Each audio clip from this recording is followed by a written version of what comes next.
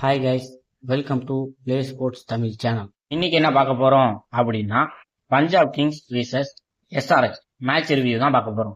Abhishek Sharma first ஓவர்ல இருந்தே அடிக்க ஆரம்பிச்சிட்டாரு. இன்னைக்கு என்னன்னு தெரியல, எல்லா பாலுமே 6-4 தான் அடிச்சுட்டு இருந்தாரு. ஹர்ஷ்தீப் சிங் திருப்பி அவரோட வைடு ஃபார்மை ஸ்டார்ட் பண்ணிட்டாரு. இன்னைக்கு ஃபுல்லா வைடு மட்டும்தான் போட்டுட்டு இருந்தாரு. அதுவும் தேர்ட் ஓவர்ல 4 வைடு போட்டிருந்தாரு. வைடு மட்டும் இல்லாம 2 6 2 4மே கொடுத்துட்டாரு. ஆக மொத்தத்துல தேர்ட் ஓவர்ல 24 ரன் அடிச்சிட்டாரு. இன்னொரு சைடு ஹெட் வந்து அடிச்சிட்டு இருக்கும் போது அபிஷேக் சர்மா எல்லா பாலுமே 6-4 தான் அடிச்சிட்டு இருந்தாரு. வைஷாக் ஓவர்ல 4 6 அடிச்சாரு. அந்த 4 ஷாட்டுமே தரமான ஷாட்டு. 18 பால்ல 50 அடிச்சிருந்தாரு. பவர் பிளேலேயே 100 ரன் வந்துருச்சு. 6 ஓவருக்கு 105 ரன் அடிச்சிருந்தாங்க. அதுல அபிஷேக் சர்மா மட்டும் 66 ரன் அடிச்சிருந்தாரு. இவங்க அடிக்கிற அடியை பார்த்துட்டு என்ன பண்றதுன்னு தெரியாம சசாந்த் சிங்கிட்ட சம்மந்தமே இல்லாம ஓவர் கொடுத்தாங்க. ஃபர்ஸ்ட் ஓவர் நல்லா 6 ரன்லயே வச்சு போட்டுட்டு போயிட்டான். செகண்ட் ஓவர்ல டிராவிஸ் ஹெட்டையும் விக்கெட் எடுத்துட்டான், அபிஷேக் சர்மாவையும் விக்கெட் எடுத்தான். 3 ரன் மட்டும் கொடுத்து 2 ஓவருக்கு 9 ரன் கொடுத்திருந்தான். எக்ஸ்பீரியன்ஸ்டு பவுலர் அவ்வளவு பேர் இருந்துமே விக்கெட் எடுக்க முடியல. ஆனா சசாந்த் சிங் 2 விக்கெட் எடுத்துட்டு போயிட்டாரு. ஒன் வந்த இஷான் கிஷன் ஸ்டார்டிங்ல இருந்து நல்லா தான் ஆடிக்கிட்டு இருந்தாரு. டீசென்டான ரன் ரேட்ல தான் ஆடிக்கிட்டு இருந்தாரு. எங்கேயோ போற பால சம்பந்தமே இல்லாம கையை நீட்டி கேட்ச் பிடிச்சிட்டு போயிட்டே இருந்துட்டான். 17 பாலுல 27 ரன் ஆடி இஷான் கிஷனும் அவுட் ஆயிட்டாரு. அதுக்கப்புறம் எஸ்ஆர்எச்ல யாருமே ஒழுங்காவே ஆடல. வராங்க, அவுட் ஆயிட்டு போயிட்டே இருந்தாங்க. அதே மாதிரிதான் இருக்காங்க.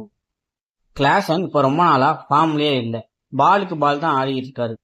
எஸ்ஆர்எச் கிளாசனுக்கு பதிலா லிவிங்ஸ்டனையாவது எடுக்கலாம். கீப்பர் தான் இஷான் கிஷன் இருக்காரு. அதனால லிவிங்ஸ்டன் இருக்கிறது தான் நல்லது. 250 260க்கு போக வேண்டிய ஸ்கோரை நல்ல கேப்டன்சி பண்ணி ஸ்கோரை அப்படியே குறைச்சிட்டாரு. பவுலர்ஸை நல்லா ரொட்டேஷன் பண்ணி ஸ்ரேயஸர் கொடுத்தாரு.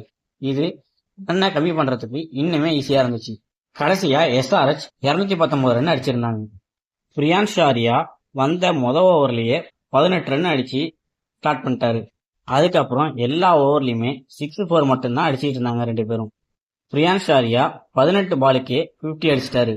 இவன் தான் ஒரு சைடு அப்படி அடிக்கிறான் அப்படின்னு பார்த்தா இன்னொரு சைடும் பிரப் சிம்ரன் சிங்கும் அடிக்க ஆரம்பிச்சிட்டாரு. 2 பேருமே ஈக்குவலா ஒரு 6 அடிச்சா ஒரு 4 அடிப்பேன், ஒரு 4 அடிச்சா ஒரு 6 அடிப்பேன், அந்த மாதிரி மாத்தி மாத்தி அடிச்சுட்டு இருந்தாங்க. பவர் பிளேல இவங்க 2 பேரும் சேர்ந்து 6 ஓவருக்கு 98 ரன் அடிச்சிட்டாங்க. இதுலயே மேட்ச் ஒன் சைடா வந்துட்டு எப்படியோ ஆரியாவையும் பிரப் சிம்ரன் சிங்கையும் விக்கெட் எடுத்துட்டாங்க. கான்லி வந்து ஒழுங்கா ஆடல, உடனே அவரும் அவுட் ஆயிட்டாரு. ஸ்ரேயஸ் ஐயர் ரொம்ப எஃபர்ட்லாம் போடாம நல்லா டைமிங்ல நிறைய 6 அடிச்சாரு. இன்னைக்கு நிறைய பவர் ஷாட் போகாம டைமிங்லயே 4ம் அடிச்சாரு, 6ம் அடிச்சாரு. இன்னைக்கு 24 பால்லயே 50 அடிச்சிட்டாரு.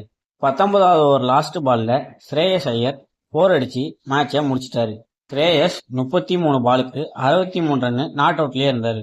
பஞ்சாப் கிங்ஸ் இது வரைக்கும் 10 டைம்ஸ் 200+ ஸ்கோரை சேஸ் பண்ணியிருக்காங்க. கடப்பார டீம் மும்பை இந்தியன்ஸே 6 வாட்டி தான் ஜெயிச்சிருக்காங்க.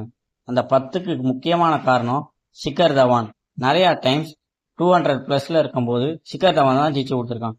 அதுவும் முக்கியமா சிஎஸ்கே ஆப்போனண்டா இருக்கும்போது தான் ஜெயிச்சிருக்காங்க. பஞ்சாப் கிங்ஸ் பாயிண்ட்ஸ் டேபிள்ல செகண்ட் பிளேஸ்ல இருக்காங்க. பஞ்சாப் கிங்ஸும் ராஜஸ்தானும் இன்னும் ஒரு மேட்ச் கூட தோக்கவே இல்லை.